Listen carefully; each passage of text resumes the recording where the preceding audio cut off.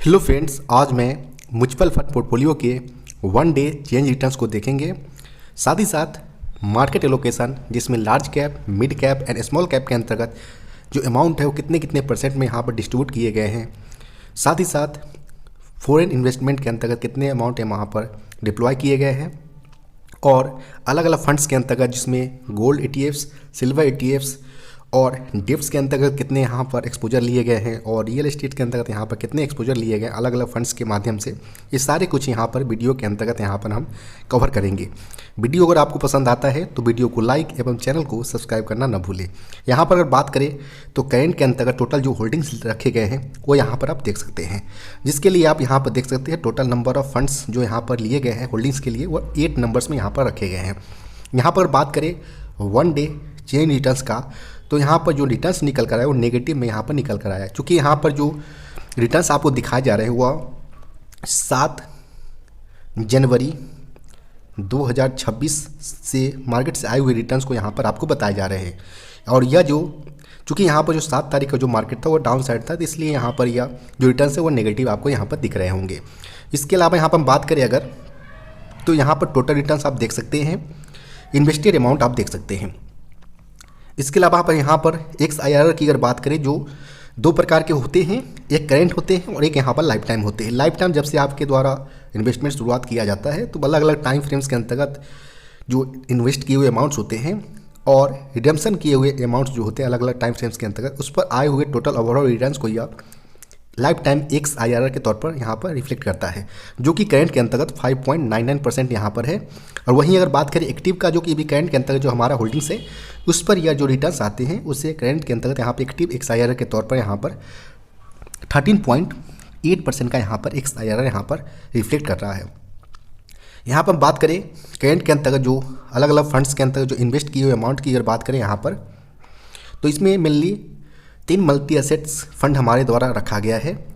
एक यहाँ पर निपॉन इंडिया मल्टी एसेट्स के अंतर्गत मेनली जो होते हैं वो equity, debts, gold silver, real estates के कुछ पोर्शन होते हैं। साथ ही साथ कुछ सिनारियों में जो अलग अलग फंड्स के द्वारा मल्टी एसेट्स के अंतर्गत जो फॉरेन इन्वेस्टमेंट के जो ETFs होते हैं फॉरेन स्टॉक्स का, या डायरेक्ट फॉरेन स्टॉक के अंतर्गत यहाँ पर अमाउंट का एक्सपोजर लिए जाते हैं। तो इसलिए जब भी कोई इंडियन इक्विटी के अंतर्गत किसी प्रकार का डाउन साइड या नेगेटिव्स यहाँ पर कोई खबर आता है तो इस साइड यहाँ पर डाउनफॉल को यहाँ पर प्रोटेक्ट करने का काम जो होता है वो अलग अलग एसेट जो होते हैं इनके माध्यम से यहाँ पर किया जाता है। तो यहाँ पर 3 मल्टी एसेट्स है, इसमें आप इन्वेस्ट किए हुए अमाउंट आप देख सकते हैं। इसके अलावा यहाँ पर फ्लेक्सी कैप एक रखा गया है, जो कि पराग पारिक का फ्लेक्सी कैप है। पराग पारिक की अगर फ्लेक्सी कैप की अगर बात करें यहाँ पर, तो इसमें लार्ज कैप, मिड कैप एवं स्मॉल कैप का एक्सपोजर तो होता ही है। साथ ही साथ इसमें जो कुछ पोर्शन होते हैं वो डेब्ट का पोर्शन, रियल एस्टेट्स और हेजेज इक्विटी के अंतर्गत भी कुछ यहाँ पर पोर्शन रखे जाते हैं। तो यहाँ पर आप फ्लेक्सी कैप का, पराग पारिक का देख सकते हैं जो इन्वेस्टेड किए हुए अमाउंट्स। इसके अलावा आप यहाँ पर एक सेक्टोरियल बेसिस पर जो US टेक्नोलॉजी फंड है उस पर या इडलबिस के द्वारा यहाँ पर एक्सपोजर लिए गए हैं, और यह जो अपना अमाउंट है वो US मार्केट के अंतर्गत जो फंड्स होते हैं JP मॉर्गन फंड्स, उसमें यह अपना अमाउंट को डिप्लॉय करते हैं, और यह एक सेक्टोरियल फंड ऑफ फंड की कैटेगरी में यहाँ पर आते हैं। इसमें आप नेगेटिव रिटर्न देख सकते हैं। जो अमाउंट है यहाँ पर काफ़ी जो एक्सपोजर लिए गए काफ़ी शॉर्ट अमाउंट में यहाँ पर लिए गए हैं। इसके अलावा आप यहाँ पर देख सकते हैं 2 यहाँ पर डेब्ट फंड्स का यहाँ पर कैटेगरी में लिए गए हैं। एक यहाँ पर Nippon India short duration fund और एक यहाँ पर ICICI प्रूडेंशियल क्रेडिट फंड यहाँ पर रखे गए हैं। जब भी मार्केट यहाँ पर डाउन साइड्स आएंगे तो उस समय ये जो मेन मेरे जो फंड्स है इसमें यहाँ पर डिप्लॉय किए जाएंगे मनी को। एक यहाँ पर टैक्स सेविंग के लिए यहाँ पर SBI ELSS tax saver fund रखा गया, इसमें भी कुछ अमाउंट यहाँ पर एक्सपोजर लिए गए हैं। अगर बात करें मेरे द्वारा सबसे पहले जो इन्वेस्ट किए गए जो फंड्स थे वह यहाँ पर टैक्स सेविंग फंड के लिए रखा गया था, और एक यहाँ पर पराग पारिक के अंतर्गत रखे गए थे। इसलिए आप अदर के रिस्पेक्ट में यहाँ पर दोनों में रिटर्न जो है वो काफ़ी यहाँ पर ज़्यादा दिख पा रहे होंगे आप। यहाँ पर बात करें वन डे चेंज रिटर्न्स का, तो यह जो रिटर्न्स है वह 7 जनवरी 2026 के रिटर्न से आए हुए रिटर्न्स को यहाँ पर रिफ्लेक्ट कर रहा है। इसमें आप देख सकते हैं निपॉन इंडिया नेगेटिव में रिटर्न्स है, पराग पारिक भी नेगेटिव में है, और DSP मल्टी एसेट जो फंड है वो नेगेटिव में। चूँकि यहाँ वाइटॉक की अगर बात करें तो इसमें जो चूँकि एक्सपोजर जो होता है वो 50% से एबव यहाँ पर डेब्ट फंड्स के अंतर्गत होता है, इसलिए यहाँ पर आप पॉजिटिव रिटर्न्स आप यहाँ पर मार्केट डाउन साइड से होने के बावजूद भी यहाँ पर रिटर्न्स आपको पॉजिटिव में देखने को मिलेंगे ज़्यादातर सिनारियों के अंतर्गत। ये कि यहाँ पर सेक्टोरियल फंड है, चूँकि यूएस मार्केट के अंतर्गत तो थोड़ा पॉजिटिव रिटर्न आए, तो इसलिए यहाँ पर आप पॉजिटिव रिटर्न यहाँ पर देख सकते हैं। वहीं अगर आप यहाँ पर देख सकते हैं Nippon India short duration fund में नेगेटिव रिटर्न है, और यहाँ पर क्रेडिट रिस्क के अंतर्गत पॉजिटिव है। वहीं टैक्स सेविंग के अंतर्गत भी यहाँ पर नेगेटिव रिटर्न आप यहाँ पर देख सकते हैं। वहीं अगर बात करें यहाँ पर XIRR का, तो अलग अलग फंड्स के अंतर्गत आप यहाँ पर XIRR extended internal rate of returns को देख सकते हैं, जो कि सारे में यहाँ पॉजिटिव है। सिवाय जो सेक्टोरियल फंड है वो यहाँ उसको छोड़कर सारे के अंतर्गत यहाँ पर आप पॉजिटिव देख पा रहे होंगे। ओवरऑल यहाँ पर अगर बात करें रिटर्न्स का, तो यहाँ पर आप देख सकते हैं पारंपरिक के अंतर्गत, और यहाँ पर अगर बात करें SBI ELSS के अंतर्गत सबसे ज़्यादा रिटर्न्स आपको देखने को मिल रहे होंगे, क्योंकि यहाँ पर सबसे पहले जो हमारा जो इन्वेस्टमेंट शुरुआत किया गया था वो यहीं 2 फंड्स के माध्यम से किए गए थे। अगर बात करें यहाँ पर, तो मेरे द्वारा कुछ आज जो मार्केट डाउन साइड हुए थे या जो ऑर्डर लगाए गए हैं, इसका NAV जो अलॉट होगा नेट एसेट वैल्यू, इसका फुल फॉर्म होता है। चूँकि यह 8 तारीख के डेट में या 8 जनवरी 2026 के डेट में यह अमाउंट डिप्लॉय किए गए, इसका NAV भी यहाँ पर 8 जनवरी 2025 के डेट में, 8 जनवरी 2026 के डेट में यहाँ पर यह इसका NAV अलॉट होंगे। इसमें अगर बात करें तो निपॉन इंडिया के लिए यह अमाउंट देख सकते हैं जो इन्वेस्ट किए गए हैं। और यहाँ पर DSP का जो मेरा एक्सपोजर जो अभी करंट में हुआ मोस्टली यहाँ पर DSP multi asset allocation fund की तरफ है, तो इसलिए यहाँ पर जो अमाउंट है अदर के रेस्पेक्ट में यहाँ पर आप ज़्यादा देख सकते हैं। और यहाँ पर सबसे छोटा अमाउंट जो डिप्लॉय किए गए हैं वो वाइटॉक के लिए यहाँ पर 8 तारीख 2026 की डेट में यहाँ पर डिप्लॉय किए गए हैं।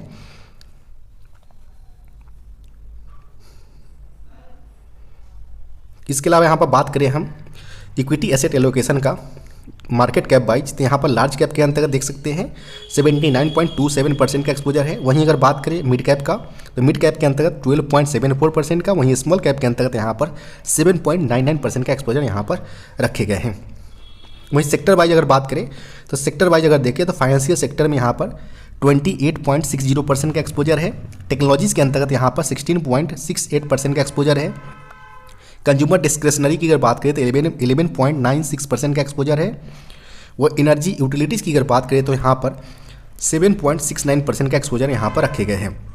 वहीं मटेरियल के अंतर्गत 6.01% का एक्सपोजर यहाँ पर रखे गए। अदर सेक्टर की अगर बात करें यहाँ पर, जिसमें कंज्यूमर स्टेबल्स के अंतर्गत आप देख सकते हैं 5.44% का एक्सपोजर है। वहीं अगर बात करें इंडस्ट्रियल्स का, तो इसमें 4.98% का एक्सपोजर है। हेल्थ केयर की अगर बात करें तो इसमें एक्सपोजर जो है वह 4.57% का यहाँ पर सेक्टर वाइज रखे गए हैं। वहीं रियल एस्टेट्स के अंतर्गत कुछ एक्सपोजर रखे गए, काफ़ी छोटे अमाउंट्स में है, 0.76% का यहाँ पर एक्सपोजर रखे गए हैं। अनस्पेसिफाइड की अगर बात करें तो इसमें जो एक्सपोजर है वो 0.19% का एक्सपोजर यहाँ पर रखे गए हैं।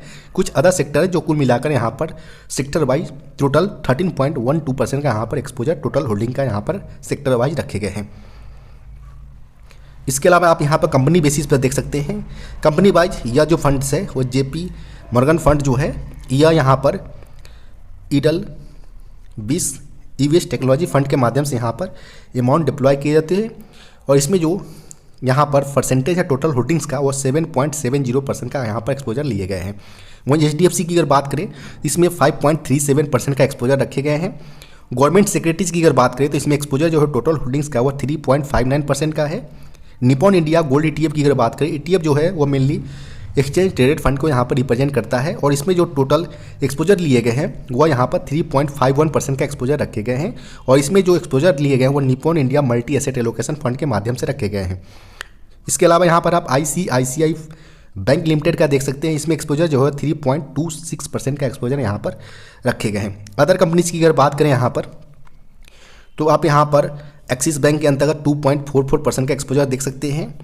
MSCI वर्ल्ड ETF जो iShares का है वो यहाँ पर आप देख सकते हैं 2.41% का एक्सपोजर रखे गए हैं। यह वर्ल्ड ETF जो होता है वह जो डिफरेंट कंट्री है जिसमें चाइना, ताइवान, हांगकांग, चीन, US मार्केट की जो टॉप मोस्ट कंपनी है उसको यह रिटर्न्स को यहाँ पर ट्रैक करता है, उस पर यह बेस्ट ETF है। और यह जो है Nippon India multi asset allocation fund के द्वारा यहाँ पर एक्सपोजर जो है वो 2.41% का यहाँ पर टोटल होल्डिंग्स का यहाँ पर रखे गए हैं। इसी प्रकार आप अदर कंपनीज और उनके परसेंटेज वाइज होल्डिंग्स आप देख सकते हैं।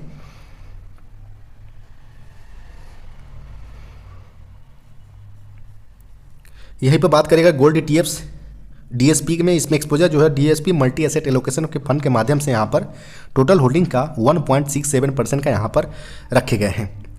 इसी प्रकार आप देख सकते हैं एक शेयर यहाँ पर है अल्फ़ाबेट इंक क्लास ए, जो कि यूएस बेस्ड स्टॉक है और इसमें जो एक्सपोजर लिए गए हैं वो यहाँ पर 1.53% का लिया गया है टोटल होल्डिंग्स का।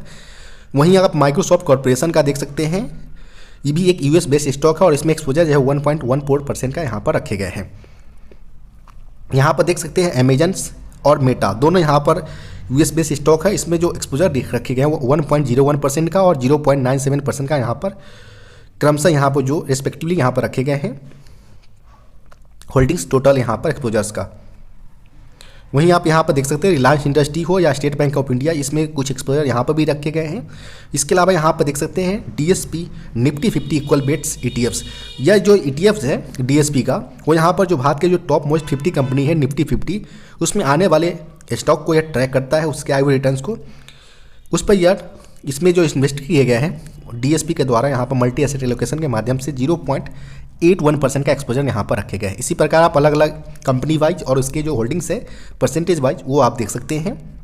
एक यहाँ पर रियल एस्टेट बेस्ड यहाँ पर एम्बेसी ऑफिस पार्क जो है स्टॉक्स, इसमें 0.74% का यहाँ पर होल्डिंग्स रखे गए हैं। इसी प्रकार आप अलग अलग कंपनी वाइज उसके जो एक्सपोजर है जो लिए गए हैं, एक यहाँ पर आप देख सकते हैं डीएसपी सिल्वर ईटीएफ्स। ये यहाँ पर सिल्वर ईटीएफ्स के अंतर्गत जो यहाँ पर 0.52% का एक्सपोजर यहाँ पर रखे गए हैं। इसी प्रकार आप अलग अलग स्टॉक्स और कंपनी जो है और उनके जो होल्डिंग्स है वो आप यहाँ पर देख सकते हैं। इसी प्रकार यहाँ पर बात करें लास्ट में जो अगर बात करें अदर कंपनी, जो टोटल काफ़ी छोटे छोटे परसेंटेज बाई यहाँ पर देखा जाए तो कुल मिलाकर 30.83% के एक्सपोजर रखे गए हैं।